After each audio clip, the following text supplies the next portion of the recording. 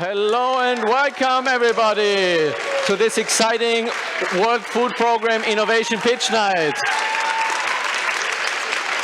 How are you doing all? How are you doing today? Oh, that's good. No, this is exciting. So, a very warm welcome to everybody here in Munich, in Germany, who are with us in this room right now. 300 esteemed high-level guests that are joining us tonight for celebration of innovation, technology that can help solve the global food crisis, but also impact global crisis and security.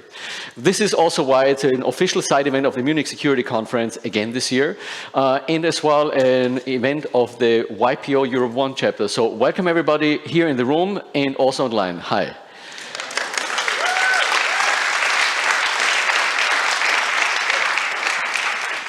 My name is Bernhard. I'm the head of the World Food Program's Innovation Accelerator here. Now, I'm going to tell you a story. Imagine you just started a job and you're sitting in tasked with the job of prioritizing and deciding where to deliver aid after the earthquake in Turkey. Now, the earthquake in Turkey and Syria, you know, like actually has had a massive impact. Like tens of thousands of people have died, hundreds of thousands have been displaced, like don't have a home anymore. And now it's your job to decide, okay, where do we send aid the first day, the second day, the third day, when people don't have food, water, or shelter? Now, that's not a made-up scenario. This is actually happening, and this is what the day job of somebody at the World Food Program and other humanitarian organizations is. This is what we need to do. Now, of course, what you see on this slide here actually is you may have satellite images from before. You may have satellite images from afterwards. But what has happened so far is that there's actual trained specialists who would sit there sometimes for 2 weeks or 3 weeks to really manually look at those satellite images and decide and prioritize, like, what is the damage in which area. Now, this is what I want to tell you about technology and innovation can actually do. What if I told you there's one person in this room right now and he alone has changed how this is working? It's not true. It's not just one person. What about it was an AI model and the AI alone has changed how that works? No, it's still not true. So actually, it's a combination of a lot of different things. So actually, there's one of our colleagues who is here in the room, Amin, somewhere in the back.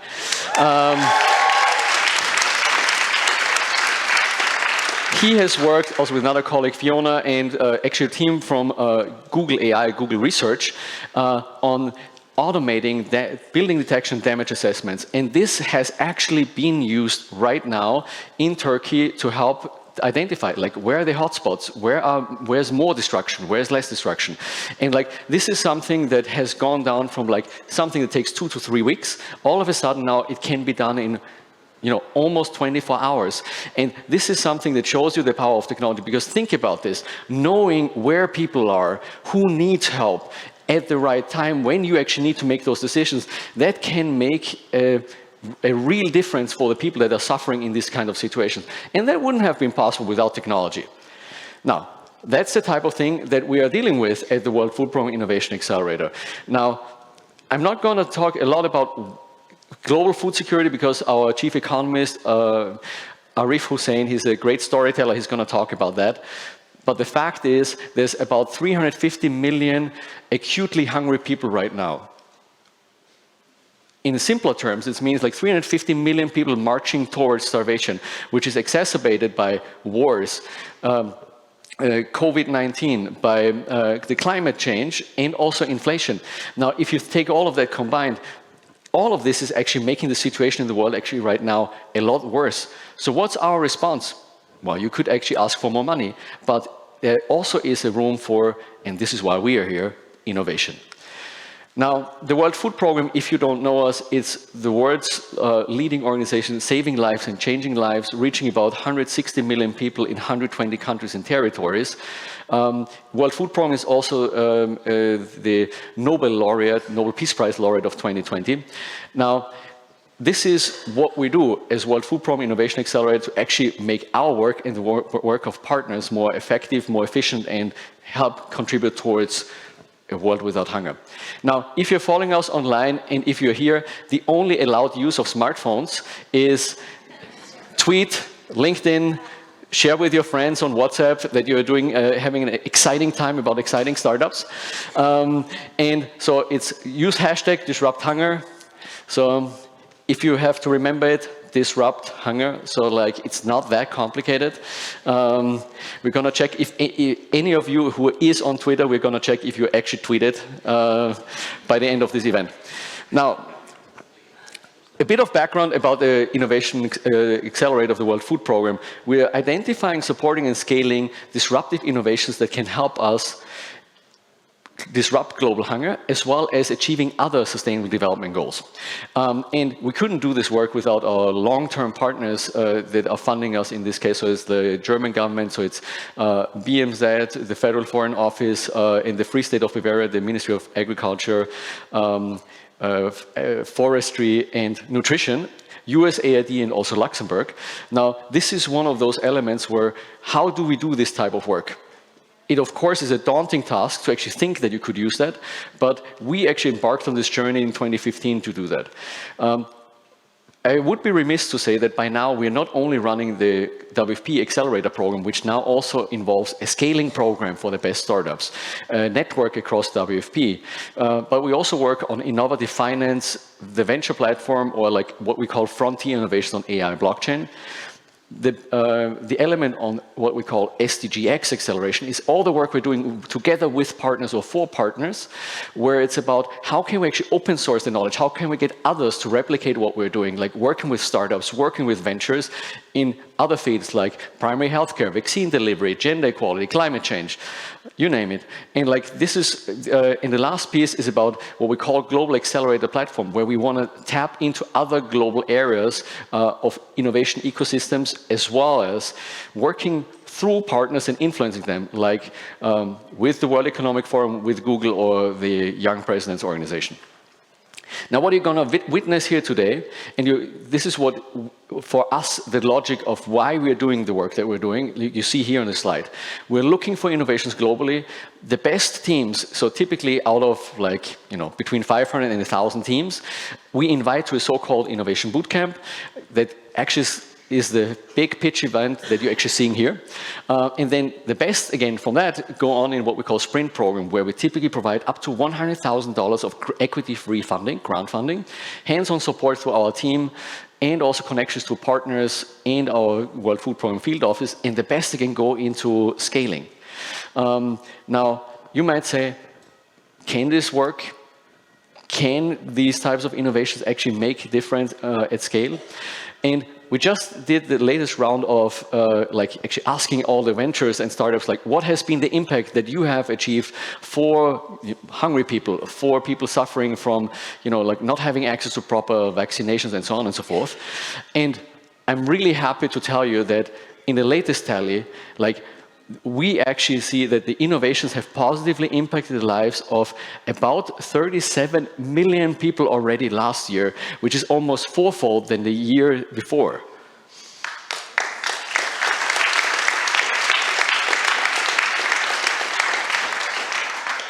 Now, and if you're saying, like, well, what does it mean? Like, well, ideally, we would be able to track and trace every detailed aspect of what their impact actually is. As a proxy, we're using, like, how many people can they reach, but also how much funding do they actually raise. So it's a total of almost $200 million that they raised again after they've been in our programs. Now, programs at times is like, sometimes it's like light support, sometimes it's heavier support. It's actually the stars are the innovators or the startups. They make stuff happen. And this is why I'm so excited about being here at the Innovation Pitch Event, because you're going to witness, after Arif's inspiring storytelling, what those exciting innovations and startups are actually doing. And what's also interesting, that the startup logic of like, well, there's going to be a handful of them that are going to be really successful, and the others, well, they're going to be okay, but maybe not changing the world. If you're looking at behind the numbers here, you see like there's the alumni, so they are, they've graduated from our programs, and they go on to have impact. Of course they do. That's the logic of why we exist. And what's interesting there is, like, you actually look at this, there's about 10-ish innovations and startups that really drive the big impact there. And this is what we need to do more of. We need to find more of those startups, we need to find more of those ventures, and we need to support them, where all of you in the room and online come actually into play. Now, what does this 37 million people actually mean? Let me give you an example. One, and I'm intentionally using example of startups and ventures that are not here. So, Franco is a social business that essentially has created an IoT device that can be used by small millers to fortify maize flour in Tanzania, now expanding in Kenya. And they have already impacted 4.5 million people. So there's 4.5 million people now have access to fortified maize flour, so they are no longer suffering from vitamin and mineral deficiencies. And you know, of course, if you ask me, should people not eat like vegetables and have a healthy diet? Yes, of course. Oftentimes, when you cannot afford a healthy diet, the next best thing is what you see here, which is called food fortification. Oftentimes, I mean, it exists in cornflakes and it exists in other places, but like this is an ingenious way because it's also a market-based model. So it actually, they can deliver this at no additional cost to the miller and the end customer. If you're curious, come check out the website, they're amazing. Second example, and this is from the SDG X acceleration program. It's actually a startup called Simprints. It's a program that is that we're doing in partnership with the Digilab German Development Ministry of Development Corporation, BMZ, and GIZ. And what we're looking there on is how to actually create digital public goods. So something that you might have access to, like, you know, in healthcare, can there be public goods that are accessible globally for free for others to actually replicate? And what Simprints does, it's really great, is they use biometric digital IDs to verify the vaccine delivery. Now you might say, well, well, that sounds fancy and technology-wise. Well, it is. But what's really exciting about this also really makes the programs a lot more effective because you have the proof who actually got vaccinated. You also have the proof like that the vaccine that was intended for the person actually ended up there. Now, what better way to actually work with these types of apps and startups, and 1.7 million people already being registered through that app. Now, last thing content-wise to mention is, just 2 days ago, one of our innovations and also programs, and my colleague Hila and myself actually received a Silver Anthem Award. So now the Anthem Award is the Webby Award for social impact. Now this is a little bit like where I'm a little bit torn, where I'm saying like, you know, why didn't we get gold this year? Like, but anyways, we keep on working on that, so rest assured, but it's also, the innovation that got award is called Grain ATM. It's an innovation actually being implemented in India. It's like a food dispenser, but it's biometrically enabled to essentially, so people can go there and essentially you can ensure there's no corruption, there's no tampering. If you are entitled to like the distribution of grains to you, you actually get what you are entitled to. And this is now scaling with the Indian government and our colleagues in the World Food Program India. Now, I would before I am closing, I do need to, again, ask all our partners and supporters in the room, and I have to read, and I'm still going to forget somebody, so I'm really sorry about this. So I want to specifically acknowledge the presence of representatives of the, well, Federal Republic of Germany, the Free State of Bavaria, the United States, Israel, Luxembourg, Austria, and you know, also represent and also recognize everybody who actually tried to come here but couldn't come because of the flight delays or flight cancellations. And also to say from a private sector side, our partners and supporters and friends from Allianz, Amazon, BSF Stiftung, BCG, BMW Foundation, Google, Netlight, Munich Re, and other key investors and members of our Innovation Advisory Council. So, finally, also to recognize the presence of other UN sister agencies. That includes also our World Food Program USA, IFAD, UNICEF, and UNIDO. So with that, I just want to say we couldn't do the work we're doing without your support. Some of that, as I showed earlier, would even be impossible because we wouldn't be able to even do that. So with that, a big thank you and this big hands to you.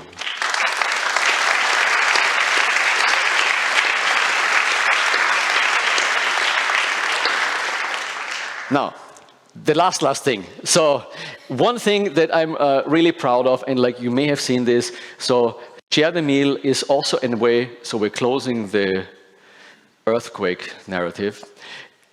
Actually now featured globally on the App Store by Apple. So if you happen to have an iPhone and not an Android phone, you will actually see this in the App Store. It's featured globally. You see it like one of the ways how you can support the victims of the earthquakes in Syria and Turkey.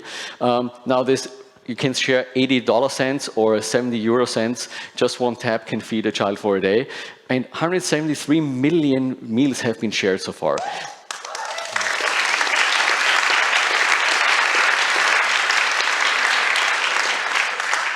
If you're a corporate, you can also actually create challenges and have your own challenge in there that you want to do. But with this, it's my great pleasure to introduce the next speaker, our chief economist of the World Food Program. He's amazing. Mr. Arif Husain, over to you.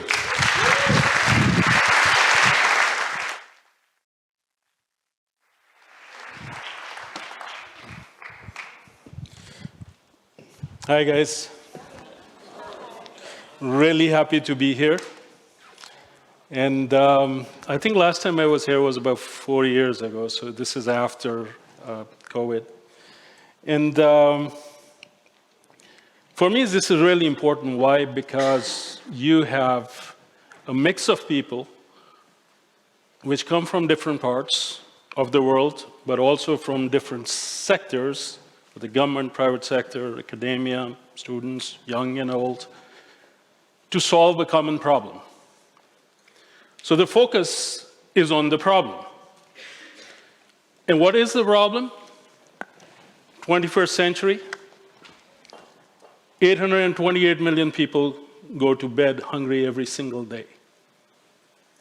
349 million, you saw, are dealing with acute hunger, suffering because something happened. 150 million people, children, stunted. 50 million children, wasted. More than 100 million people displaced. This is our world of 21st century. It's a big, big problem.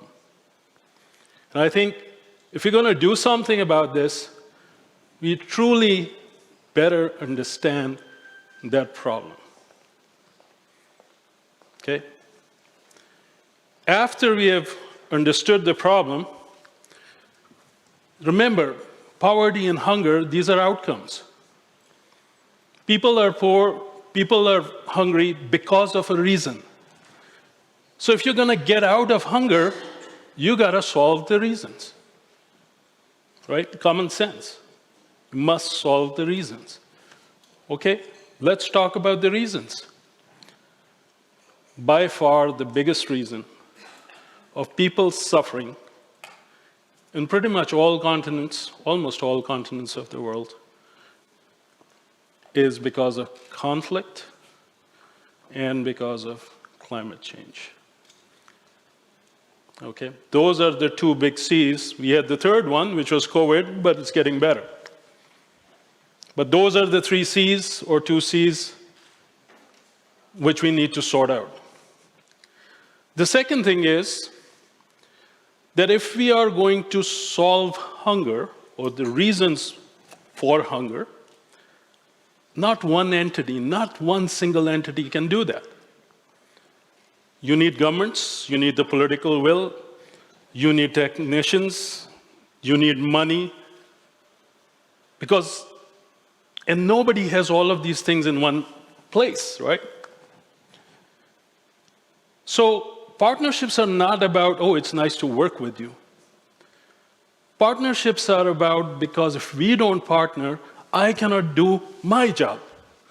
If you don't do your job, I cannot get to zero hunger. But if your job is to get to zero hunger also, then we have something in common. So we build on that, right? And that understanding takes us out of the topics about, oh, this is not my mandate, oh, this is not my thing. Oh, no, sorry. It is everybody's thing. Why? Because we have a common objective, which is the outcome. World free of hunger. World free of poverty. So now, the other thing which people need to think about is there is always the option of not doing anything, right? What if I don't? Right? What is the cost of inaction? Yeah, people are suffering, but people are suffering everywhere, so what's it to me? This part, in a globalized world, we are so interconnected that action happens in one place and we feel the pain in another place. Look at Ukraine and its impact, not only in Ukraine, but all over the world. This is being discussed here, right? So actions and reactions are no longer in the same place. So how can we discount something saying, oh, it's somebody else's problem? It's not somebody else's problem. It is our problem, individual problem. And if we pick that up as individuals and start to see this as our problem, maybe we create a better world for ourselves and for our children. People say, oh my God, you know, Arif, this is doom and gloom. So terrible. Where is the hope? Folks, hope is right here. You are the hope. Because you are looking at the problems. Bernhard just showed you earthquake. Imagine doing this 10 years ago. Imagine how much time this kind of analysis saves. Imagine how many lives that would save. Imagine how different programs, share the meal type programs, get resources from ordinary people, which wasn't happening before. So this is all very real. But you know the biggest part, the biggest hope, is where I started. This is the partnership which is needed to solve most of these problems. And then the last thing I wanted to say was, some people say, oh my God, it's so bad, just let it go. Have we been here before in our histories? Have we been in a place where people felt despair? Look at today's G7 countries. Most of them, maybe a generation, 7 years ago, were in a place of desperation and destitution. Today, those countries are G7 countries. They rule the world. So if you want hope, just look behind. And if those countries then, because of the things which I'm talking about today, can get them out themselves, or today's problem countries can do the same, but we need the same courage and the same commitment which was shown by the world at that time. And if we can do that, we'll be in a better place for our children. Thank you.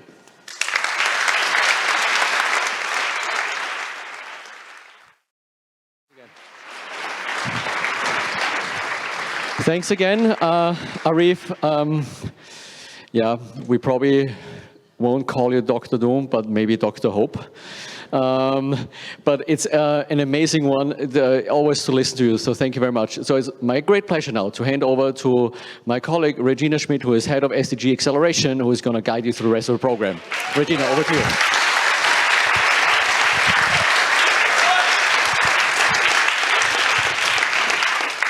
Good evening, good afternoon, servus. We're in Munich. Now, it's a great pleasure. I'm going to be the host of the rest of the evening, and I'm going to welcome now a couple of startups. It's very nice to be here, but we also have an online community. It's a hybrid event, so we have people in the room, but we also have more than 150 people joining us virtually. This is just amazing. And Arif was just saying, it's all our problem to get to zero hunger. And we have amazing innovators here today with us who want to showcase what we can do, what are the opportunities. And all of you, you're here to support. I know there are people with deep pockets, there are people with a lot of expertise, there are people with relationships. This is the moment. Let's connect. Let's learn what they have to offer, and let's see on how we can help them. The theme is how innovation can tackle the global food crisis or can help to overcome it. And we have done an innovation challenge end of last year focusing on the global food crisis. There were 3 different areas where we wanted to focus on. The one was, are there any solutions which can mitigate the rising cost of inputs and food? Are there any solutions where we can increase the productivity of smallholder farmers, get more out of the yields? But also, are there any innovative solutions that we can build resilience for the communities, really get the people out of hunger in a sustainable way? We've received 870 applications, and we came up with 6 teams. It's a very competitive process. It's a tough selection. We've defined criteria, but we always start with the needs of our country offices, of our regional bureaus. What are topics which really could help to evolve the organization? And this is how we came up with 6 different teams. They have been part of our bootcamp. Last week, very intensive workshop series, plenary session, group work, mentor sessions, and now today they are here on stage. But we're going to have 8 teams in total. There are 2 more teams. And the 2 more teams that we're going to show today, they are already part of the Scale-Up Enablement Program. They have a proven business model, and the team now is supporting them to scale up. So it's an exciting mixture between teams just left the bootcamp, teams who would like to apply to our sprint program, and teams who are already in our Scale-Up Enablement Program. So, what we are going to do, we're going to have 8 pitches, the first part, 4 pitches, and then we have the Fireside Chat with 2 distinguished panelists, very exciting, and then we're going to have the second part of the pitches. How does it work? 3 minutes, sharp, to the point, a quick fire, really to showcase us what's the problem, what is your solution, what have you achieved so far, and what is your big ambition. And at the end of the day, listen please carefully, some of them have a very specific ask. They mean you here, and you support them. And I think this is important, so this is what we're going to see today. Now, are you ready for the first pitch? Are you ready?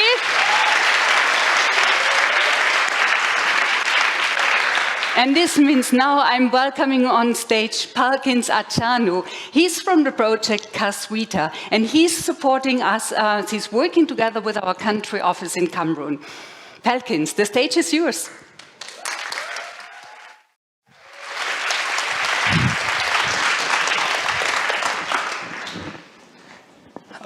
Good evening, everybody. What if I shared with you an opportunity in an innovation with tremendous impact and incredible market potential? Would you invest? Let me tell you about cassava. This is where the opportunity is. Cassava is a root vegetable that's native to the tropics, just like sweet potato. But what's phenomenal about cassava is that it is climate adaptive. Unlike wheat and maize that are intolerant to heat and water stress, cassava is more climate resilient and can grow even in the poorest soil conditions. In addition, the Russian war in Ukraine has triggered a grain scarcity, And these has created market forces that have made alternatives like cassava even more relevant globally. If cassava is that important, then why are hardworking women cassava farmers still living in poverty? Well, that's because cassava deteriorates as quickly as only 3 days after harvest. As a result, roughly 20 million farmers live in poverty as a result of the rapid post-harvest deterioration, as they lose roughly 50% of their harvest. At CassVita, we've invented a biotechnology for increasing the shelf life of cassava from 3 days to 18 months. This technology is a bath that contains a microbial solution in which the freshly rooted cassava is immersed and kept for a few hours. And after the solution is drained, the treated tuber is proven to last much longer. So how does this work with farmers? We identify a community of farmers, roughly 500 farmers, and we install our microbial bath. These farmers, after harvesting the tuber, use the bath to treat the tuber.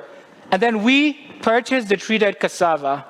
In addition to our biotechnological innovation, we've also built a proprietary process for creating a one-for-one wheat replacement out of the treated cassava that we in turn sell to food businesses. So what we're doing in a nutshell is not just increasing the shelf life of cassava, but creating a market and exposing these farmers to much bigger than the local markets.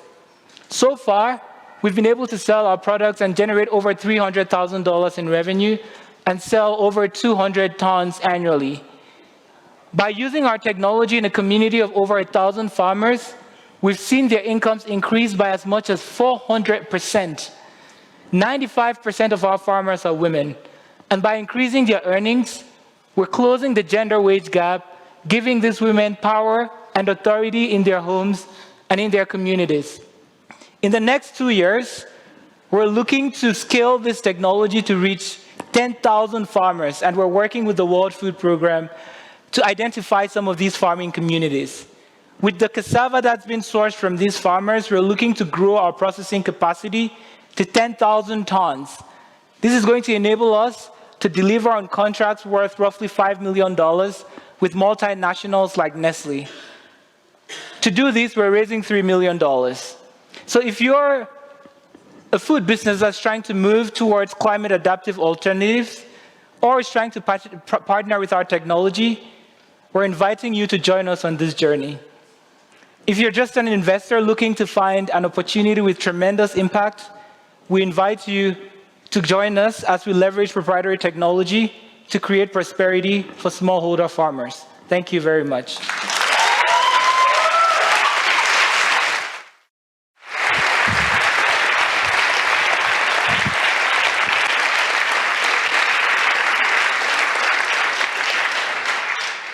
Pelkins, this was a marvelous start. I think we're all aware about post-harvest losses. Cassava lasts 3 days. That's nothing. If you can, through innovation, biotechnology, increase the duration to 18 months, I mean, this is really an opportunity to make cassava production scalable for smallholder farmers. And I'm very much impressed about the outcome-oriented impacts they have. 400% of increase. Just amazing. That was an amazing start. We are coming to a completely different topic, and I'm very happy to welcome Jonas Kampermann. He's the flight test manager of Kitepower, and they are working together with UNHRD in Brindisi. Jonas, the stage is yours.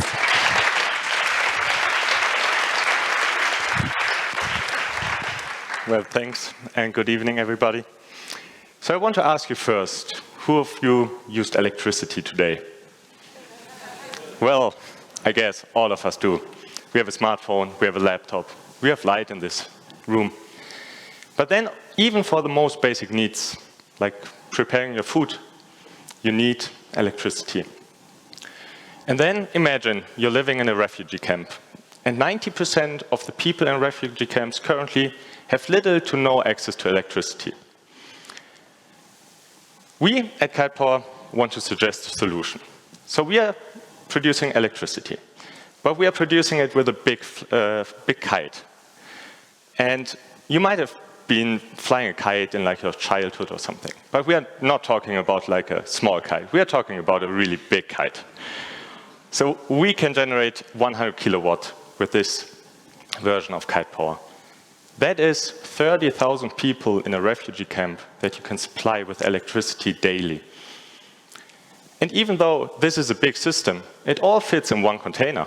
So it's even mobile. It does not need a lot of land. We don't need any foundation for this. And we don't need any fuel supply, because wind, well, it is free. So how does it work? We fly this kite. So when we let it rise to the sky, we produce electricity. And then at some point, we reach our max elevation. And then afterwards, we need to get it back down again. And we consume a little bit of electricity. And overall, on average, we produce 100 kilowatts of power. And we can do this day and night, whenever the wind is blowing. It is a low-mass system. It is only one container, really, so we don't seal a lot of land. And it's quite mobile. So wherever you can go with a truck, you can bring a Kitepower system. I would call it plug and play. So far, what did we do? We started up with a lot of research and development, mainly in the Netherlands. So we were operating on farmers' land, so we had agriculture below. Then we were also operating in snowy conditions. We were operating close to the sea. So we can handle a lot of conditions. And in 2021, there was the first ever deployment of this system outside of Europe. It was on Aruba, quite remote, quite harsh conditions. This year, we will be going to Ireland with a big energy supplier, a big European one. But after that, we need you. So what do we need from you? If you are maybe running a refugee camp with 30,000 people to feed, I mean, this is quite specific, but then really hit us up. But more broad, if you are a country office person from the WFP, or if you feel like you need electricity at whatever use case you have, please get in contact with Kitepower.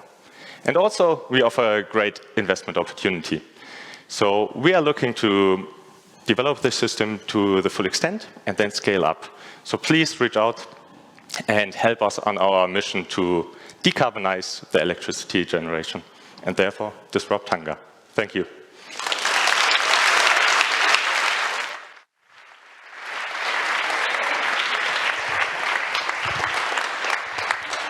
Thank you very much, Jonas. I mean, this is really thinking out of the box, I would say.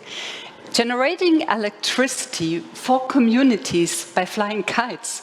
I mean, the alternative would be like traditional wind power infrastructure.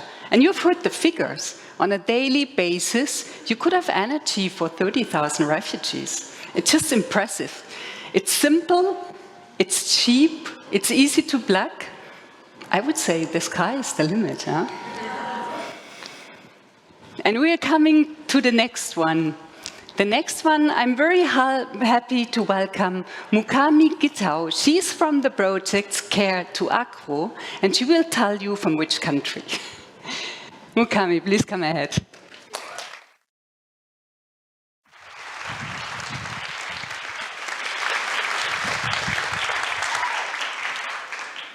Jambo, guten Abend. Have you been to Tanzania? Maybe to the Kilimanjaro? A holiday in Zanzibar? Let me take you through a different kind of journey, the journey of a smallholder farmer. Meet Sanga, a smallholder farmer in Iringa, the southern highlands of Tanzania, orphaned at an early age, only left with an inheritance, which is a field the size of this hall. And that's his only source of livelihood and sustenance. Sanga experiences a number of challenges. One of the challenges is he experiences very poor yield. Why? He doesn't know what is going on in his field. He doesn't have access to soil nutrient data. Studies show that 4.7 million hectares of cropland in Tanzania are nutrient deficient, causing a yield loss of about $400 million annually. An additional $70 million annually are lost through inefficient use of fertilizer. And this is where we come in. Agrocares handheld scanner solution helps the farmer like Sangha to be able to have his soils tested in his field, and helps him to know what is going on in his field, what nutrients are lacking, and able to give him recommendations on how he can be able to improve his yield. So what is the value that we're delivering to Sangha? Sangha is able to have a soil test result in less than 10 minutes, as opposed to conventional methods. If he was to go to a conventional method, it would take him up to 8 weeks. By then, the rains have already come. He also can be able to afford a soil test using the scanner. It will only cost him about €9, as opposed to about €30 using conventional methods, which amounts to 25% of his monthly income. Now, he's able to increase 30% of his yield. Now he has a bit of money, he can take care of his family, and maybe every so often he can have a beer with his friends. Plus now his soils are healthier. What is our ask? 350,000 USD will help us to be able to train 500 extension workers. It will also help us to mobilize and sensitize 10,500 farmers in Iringa. How are we going to make this sustainable? By leveraging on the farmers' ecosystem. There are players there. We have the farmer cooperatives. We have the youth agripreneurs within his community. We also have the agro inputs suppliers who already have a trust relationship with the farmer and are already delivering services to the farmer. Don't delay. Come with me. Let's go to Tanzania. Let's make a difference in the lives of smallholder farmers as we build healthier soils for a better tomorrow. Danke.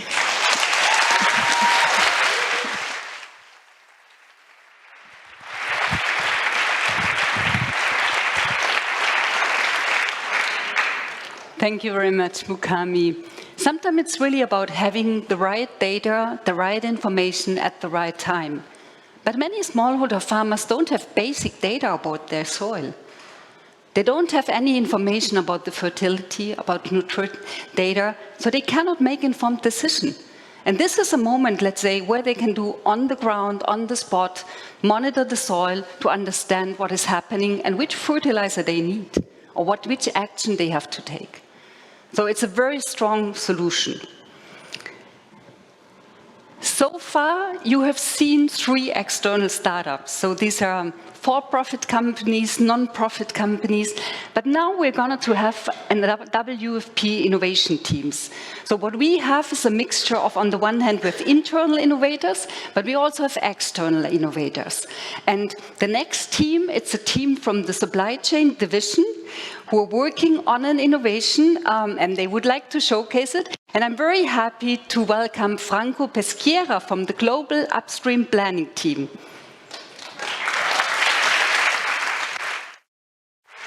Thank you.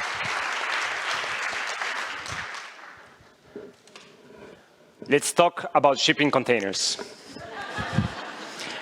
Imagine you're a humanitarian worker and you have at your disposal a 20-foot empty shipping container. What would you do? I'll tell you what I would do. I would first go to Mumbai, India, where I would buy 23 metric tons of rice. Then I would ship it to Togo, West Africa, where I would put it into a truck and drive for 14 days into Burkina Faso, where I would deliver it to the people that need it. In a nutshell, this is the problem that my team is trying to fix. That is, what to buy and how much, where to ship it through and when, and where to deliver to. Of course, here it looks kind of simple, but in reality, it's complicated. Why? Because we work in 80 countries with more than 300 suppliers, 30 commodities, through 150 ports. So that pretty map you just saw, it looks pretty much like that. Wait. Of course, here we're not even taking into account all the emergencies, such as floods, earthquakes, and conflicts that will change any of these inputs in unpredictable ways. So let's now imagine putting this in an Excel file. It doesn't work. Trust us, we have tried. And that's why we need better tools. Goop cuts through all the overwhelming data, such as capacities, uncertainty, lead times, and costs, to provide very efficient solutions. With the use of mathematical models, forecasting models, data validation, and IT integration. All of this so we can give answers that are precise, realistic, and transparent.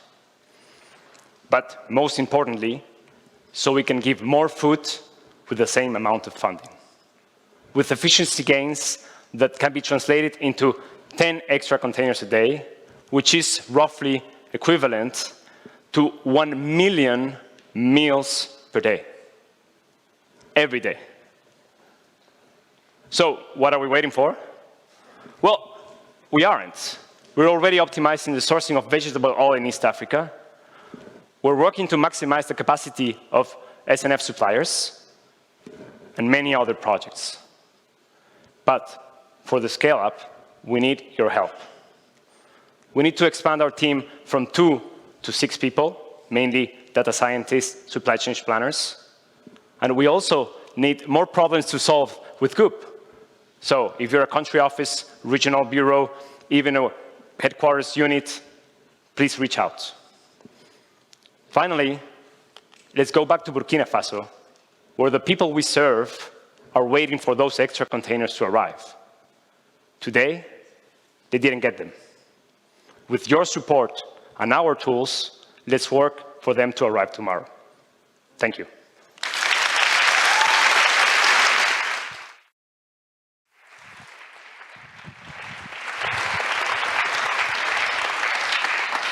Thank you very much, Franco. It's always a very powerful presentation. We have the global food prices, but WFP has also been hit by the global food prices. If you look at our costs in 22 and compare it with 2019, it has increased 44% of the operations.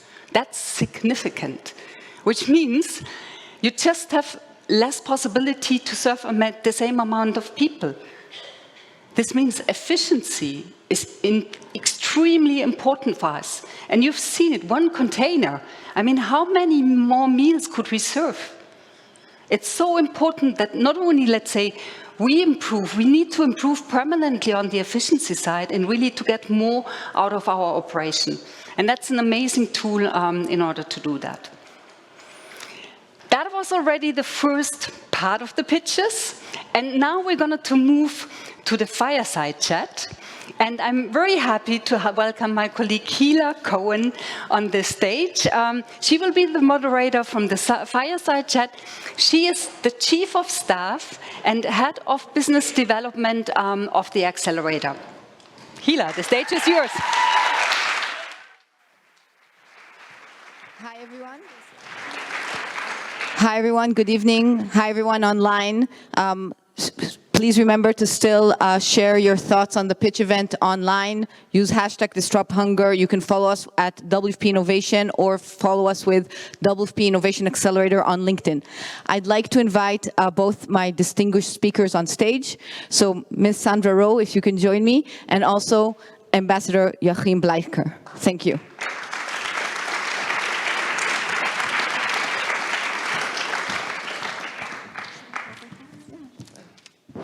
So this is a very interesting panel because we have 2 distinguished guests coming from 2 different worlds.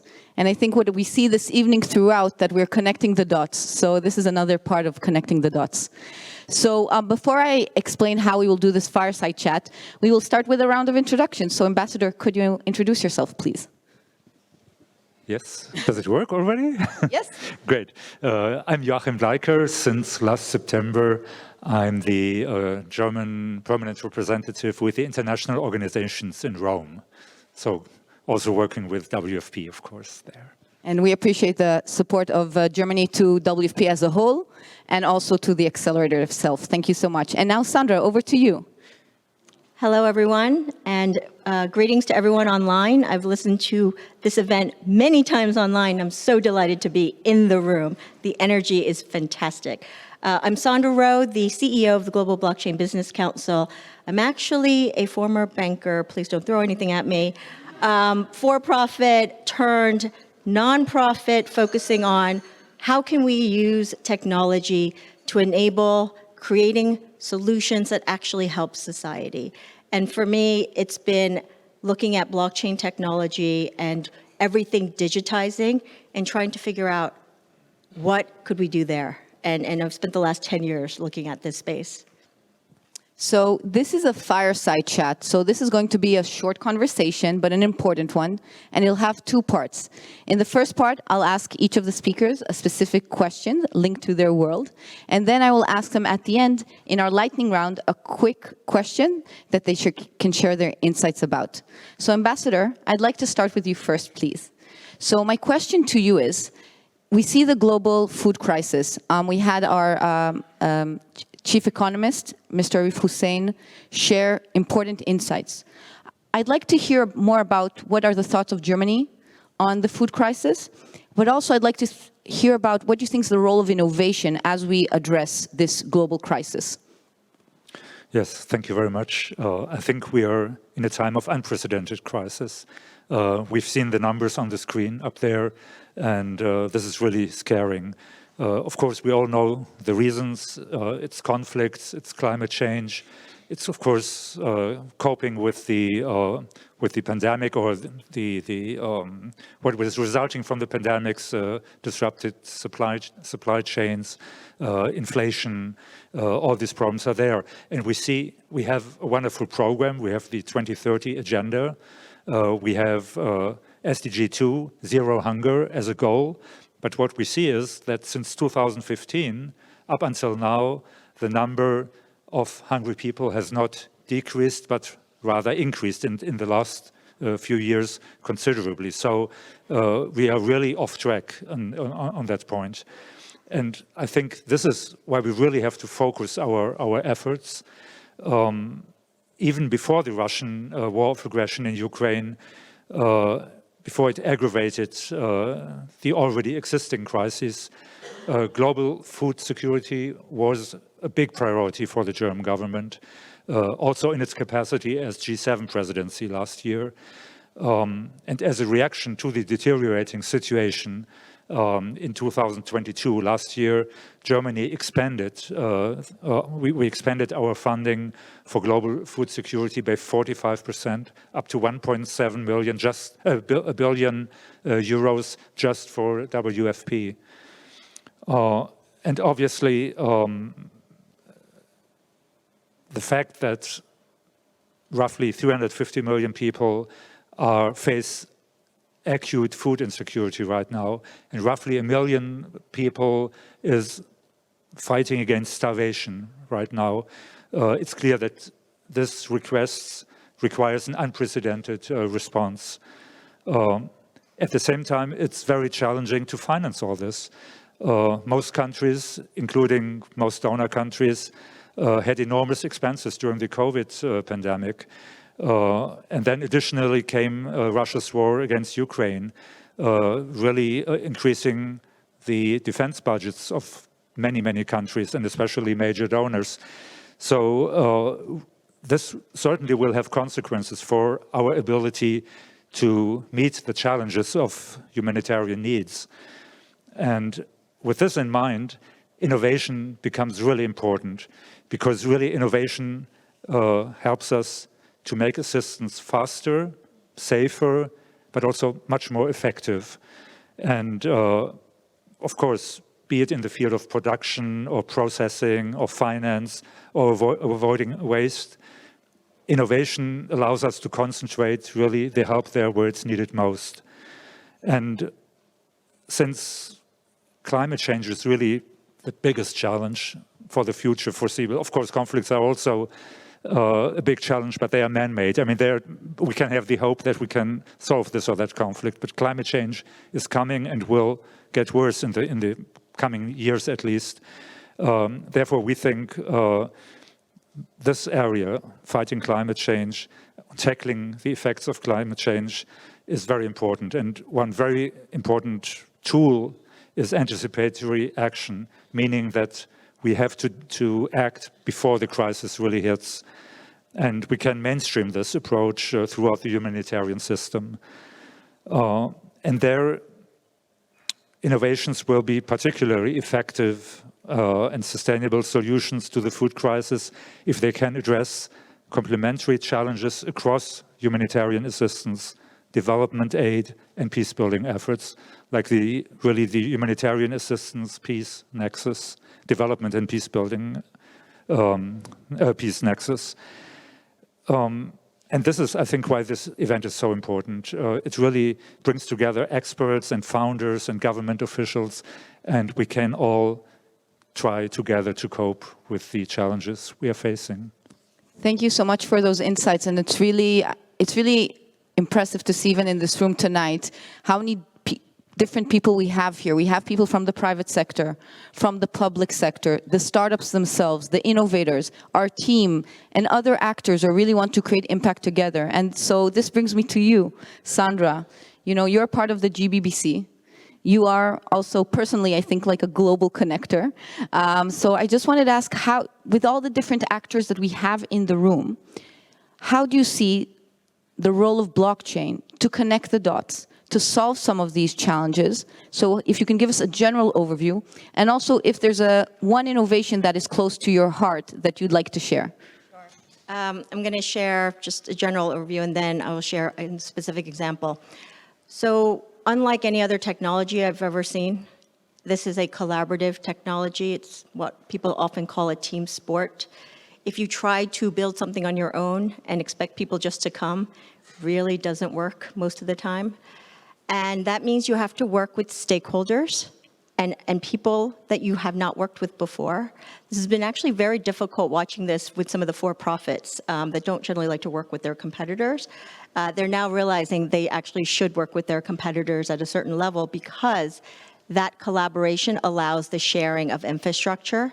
It allows the sharing of data when you need to share data in a secure and verified manner in an unprecedented level. So at a very basic, boring level, it's like a ledger system turbocharged, next generation ledger system, which you think, all right, so, okay, keep some records and it timestamps, so what? Well, the next level above that is not only do you have this infrastructure layer, now everyone's on it, can do different things on it, can see different things on it.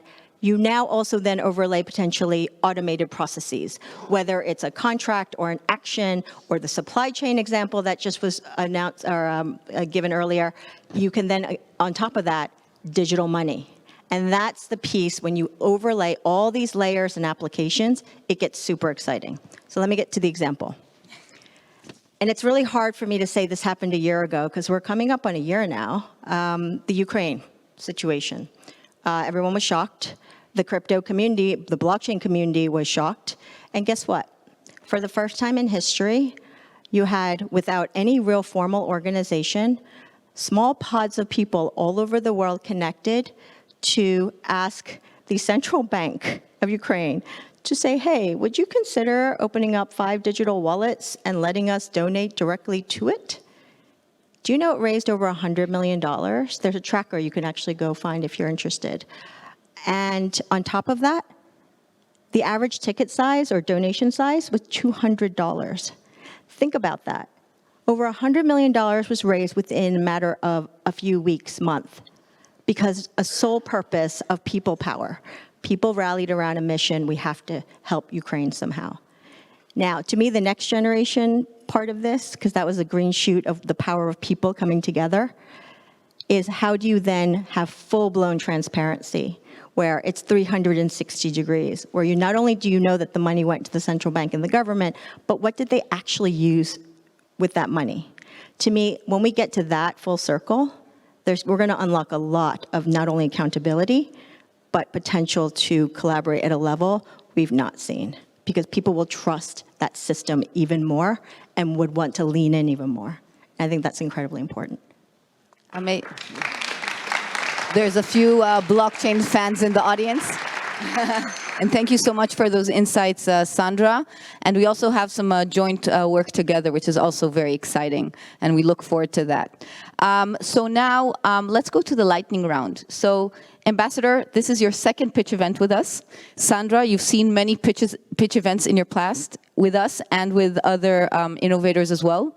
So I wanted to ask, what is one piece of practical advice based on each of yours many years of experience that you'd like to share with the innovators in this room, including Pelkins, Jonas, Mukami, and Franco, and the others? So what is one piece of advice that you can share for innovators here and innovators that are watching us online? I think asking a government official for practical advice is rather challenging. and I'm really afraid I can...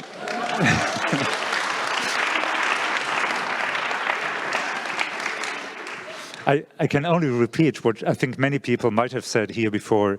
It's really important to develop solutions for the people. I mean, whatever is being done has to be demand-driven.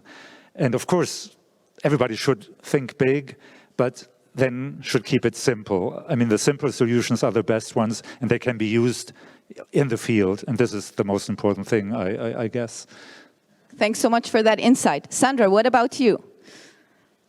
This is more of I consider a life advice, which is especially to the young people who are out there and the folks who just presented.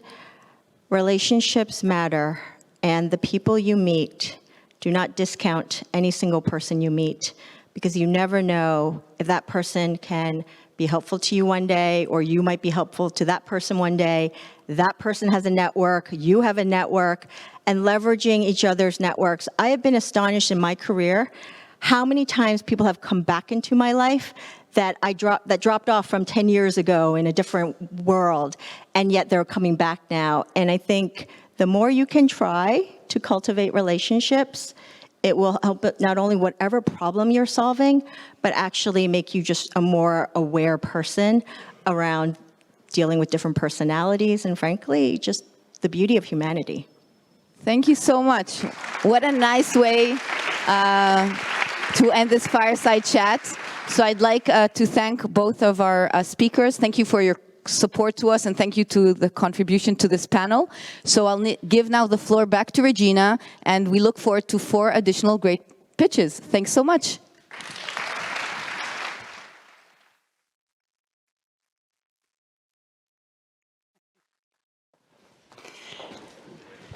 Thank you very much. This was a very inspiring discussion, not only to hear about the need, but also the ability of innovation.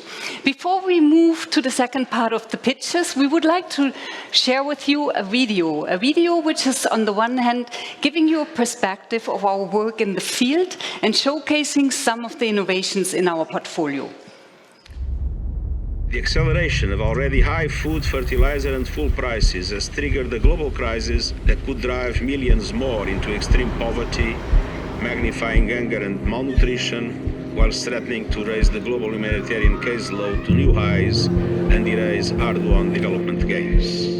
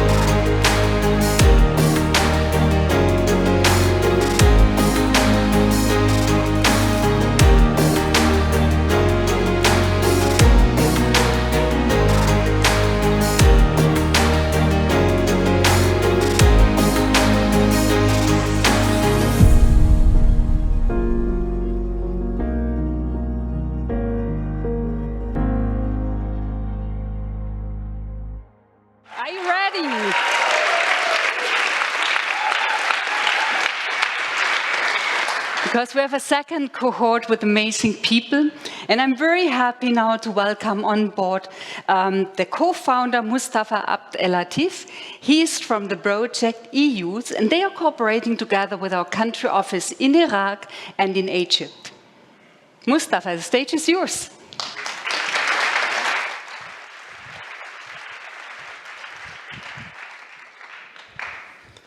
Assalamu alaikum, everybody. This is Mustafa Abd Ellatif from Egypt. I'm the CEO and the co-founder of Eyouth. I'm from Eyouth, like a small city in Egypt, in Upper Egypt especially. It's one of the poorest cities all over Egypt. When I was young, I was aiming to get the College of Economics and Political Science, but unfortunately I couldn't. And when I do my research, I found that it's not only me. In Egypt, we have 26% of talented youth unemployed. You can think it's a regional problem. In the Middle East, North Africa, we have more than 70 million unemployed youth. And in Iraq, we have 30% unemployed youth as well. We are Eyouth. We are an EdTech startup providing online interactive learning programs for youth to help them get the needed skills in the labor market and also matching them with available jobs in the labor market. Using our AI technology, we are providing a full interactive journey. We provide youth to get their profiles on the website, select their tracks, and do the educational programs, and at the end, we're matching them with available jobs in the labor market. Hawaii Youth Learning. We provide a full interactive journey. We provide a very good prices for youth, a pool of expert trainers, all accredited programs, and at the end, job matching for the graduates. Eyouth Impact. We have 1.6 million users on our platform. We help 200,000 people to find their jobs throughout our solution. You can imagine, while I was trying to solve my problem, we save and change lives for youth all over in the main region. We have on our platform 10,000 learning hours in Arabic, English, and French in 300 different careers with 600 different trainers, thanks to our supporters, Google, Amazon, UN agencies, and international organizations who support us implementing our mission. It's not only us. We have a pool of supporters, ecosystem, providing us with full support to achieve our numbers and impact. This is the amazing team behind Eyouth. We are 70 people working in Eyouth, leading by 84% of strong women leading this enterprise to help thousands of youth all over the main region. And our goal in 2023 in Egypt and Iraq, we wanted to support 160,000 people to have quality education and to get access to decent jobs. We are asking 500,000 USD to achieve our goal in this year in these two countries. Thank you so much.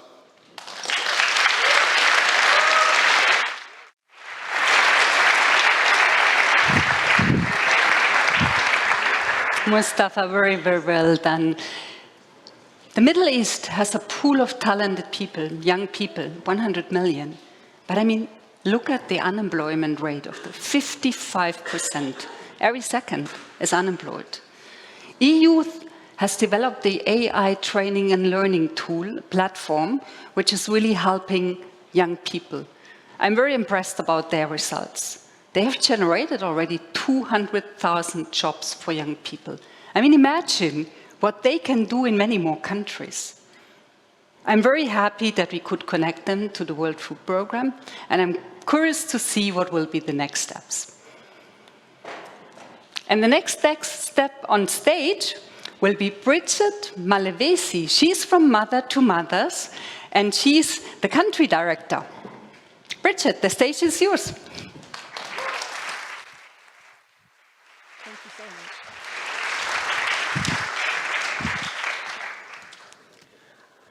Good evening, everyone. As she mentioned, my name is Bridget Malewezi, Country Director for Mothers to Mothers in Malawi, and I'm here to show you today that when women lead, communities get what they want. So, and it's true.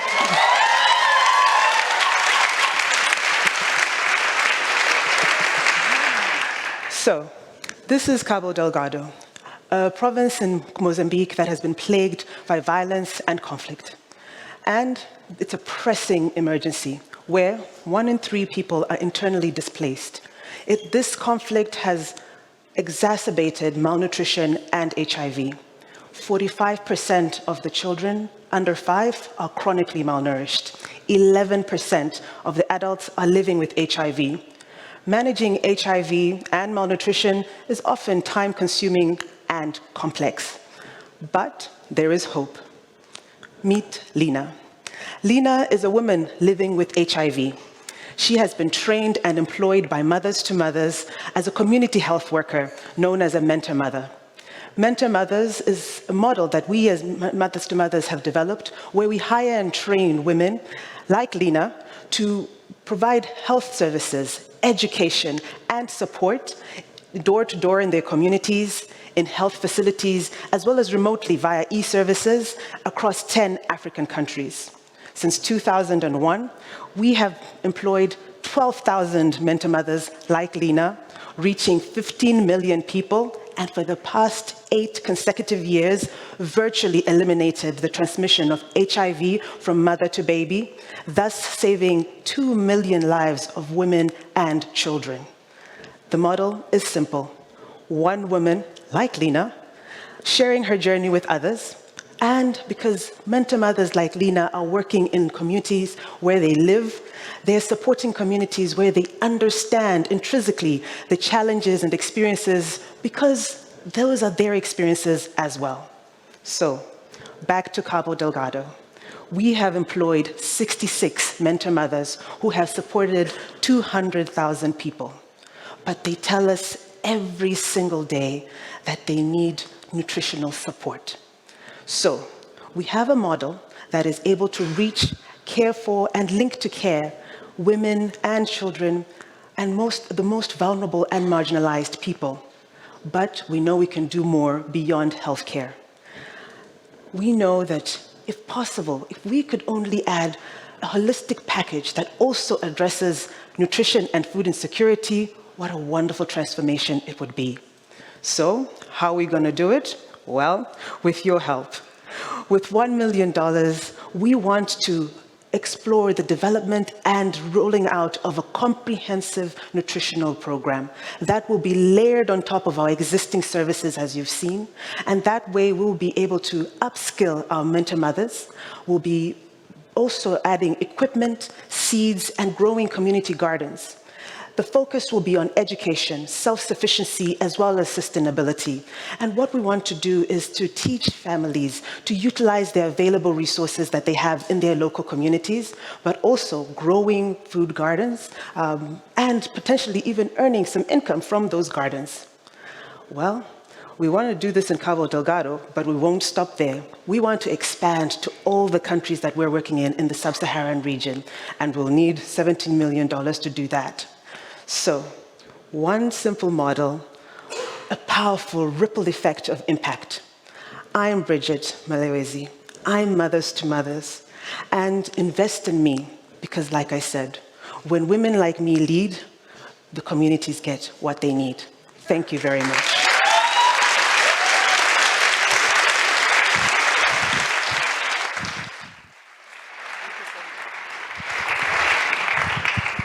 Bridget, that was very powerful. I mean, this is really a true community-led initiative where Mothers to Mothers give support to people in need by women living with HIV in the nutrition area, in the health area. Very powerful.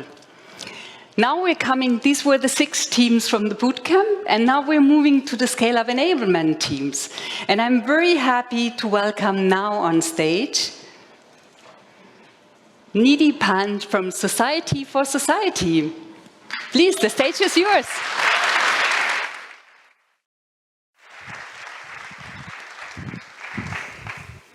Good evening, everyone. My name is Nidhi Pant, and I'm from S4S Technologies. S4S means Science for Society. Meet Anita Bagre from Bhabri village in the western part of India. The income of smallholder farmers like Anita not only depends on the volume of their harvest, but also on color, shape, and size. Untimely rains, heat waves, and climate change has led to 25 to 30% of their produce to be of lower grade. This produce is termed lower grade because it is cosmetically damaged but nutritionally intact. And this gets a lower price in the market, leading to farmers like Anita be in poverty. Last month, during tomato harvest season, farmers in the village of Anita decided to throw away their produce rather than taking it to the market because cost of harvesting and transportation of the produce was greater than the value of the produce. Lack of energy access prevents smallholder farmers to preserve and process their produce. At S4S, we work at the intersection of gender, agriculture, and energy access. We convert the cosmetically damaged produce, which would not get the right price in the market, to food ingredients using our solar power technology, transforming women farmers to become processors and micro-entrepreneurs and providing them everything that they require for processing to happen at the farm gate, starting with providing them access to our patented technology, providing them access to finance to buy this technology with our local banking partners at 6%, and also market access to 1,400 institutional customers like Nestle, Unilever, Sodexo, Indian Railways, and in the process, strengthening them.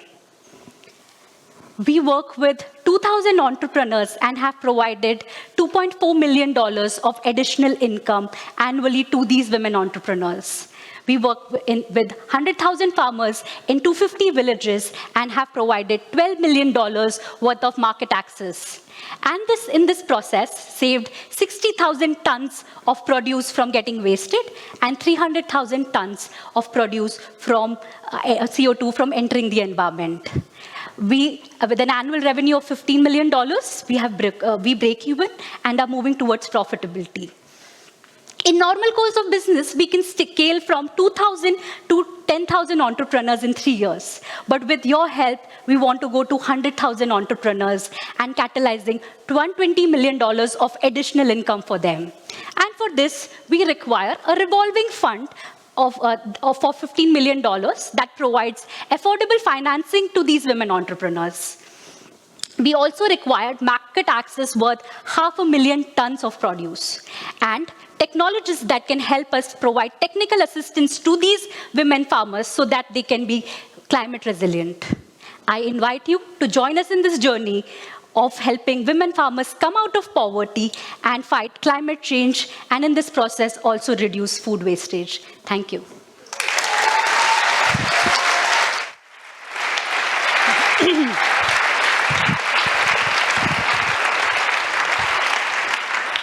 Thank you very much, Nidhi. That was a very strong presentation. We all know the problem of cosmetically damaged agri-produce, what happens with it. But I think this is a strong solution where they convert it to food ingredients by enabling women. They give them solar power technology. They give them access to finance. They give them capability strengthening. So it's really a strong system in order to build resilience. And now, last but not least, we are coming to our last picture. And I'm very happy to welcome on stage Ady Beitler from the project Nilus from Latin America. Ady, the stage is yours.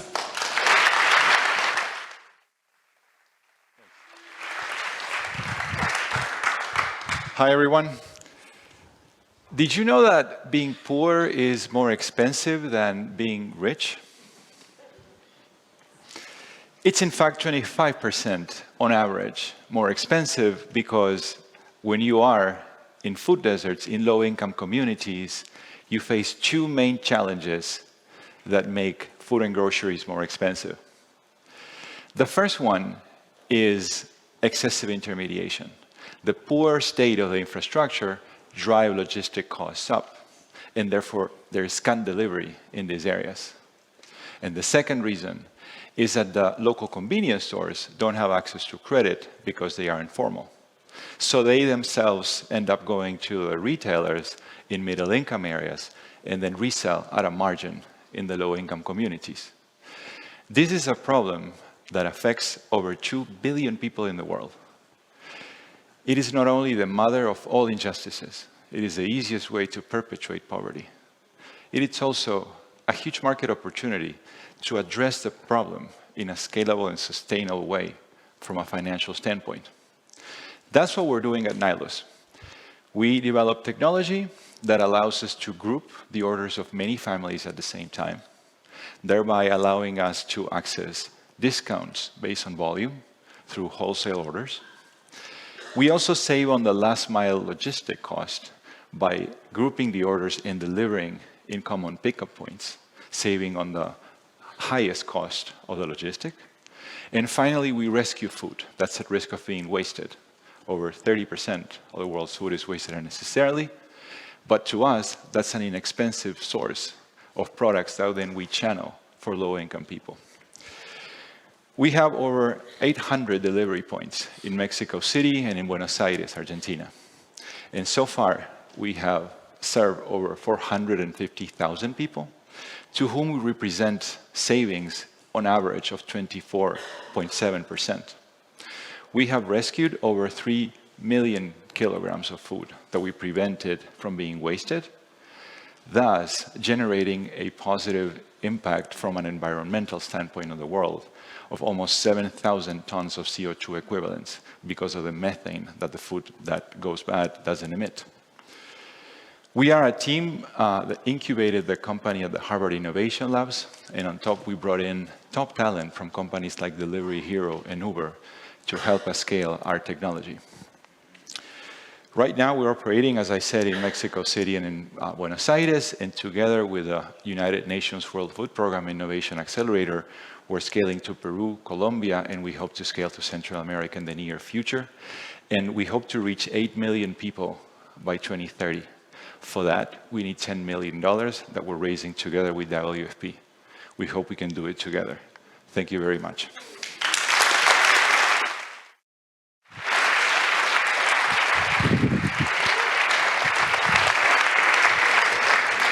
Thank you very much, Ady. That was an amazing last presentation. And the figures were impressive. I mean, low-income people are paying 25% more for basic products. I mean, they are already the most vulnerable ones. And Nilus really helps them to lower their cost of livings by buying directly at the manufacturers and distributing it to community buying groups. I think that's very, very powerful. Good, and this is pretty much very close to the end of our pitch event. Now, I know you want to get in contact with all these teams, and now the people in the room, you have the opportunity to connect to them in person, but also the online world, you have the opportunity to connect to the innovators. Please go log in our marvelous, nice event platform. We're very proud of that. It's very nice. You can log in there. There is one section, pitching teams. If you go in that section, you see all the 8 teams. And then you can find all the information around the solution. And then there are 2 options on how you connect to the teams. On the one hand, there's a chat function, which means there are people in the online booth right now until midnight, CET. They are happy to chat with you. So if you want to chat with them, please go in there. And there's another one, which is contact us. This leads to a private message to the team. So don't forget to give your contact details that the teams really know with whom to follow up. But please be with them. Perhaps they are not going to answer tonight because they are now celebrating with us. Yes, so that's the opportunity if you want to connect to them. And I would like to say thank you to the teams, to the amazing, brilliant pitchers who really did an incredible job.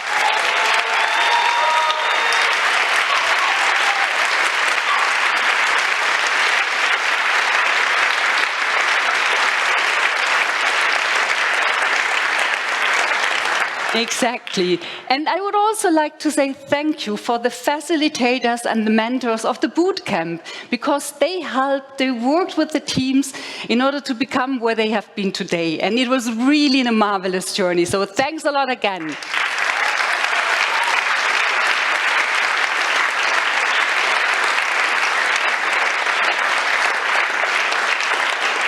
And the last time I would like to ask your applause is about the organization team, and we have Gina who is orchestrating that, but there's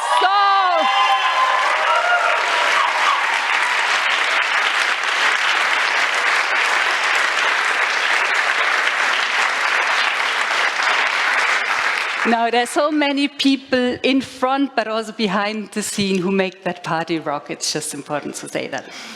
Yeah. It's time to disrupt hunger. Follow us on Twitter, on LinkedIn.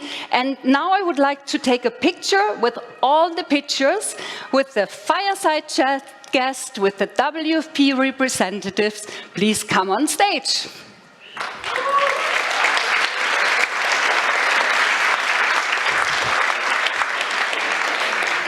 And this is then also the end of the online event. And it's the starting for the networking. But we're going to do a picture first.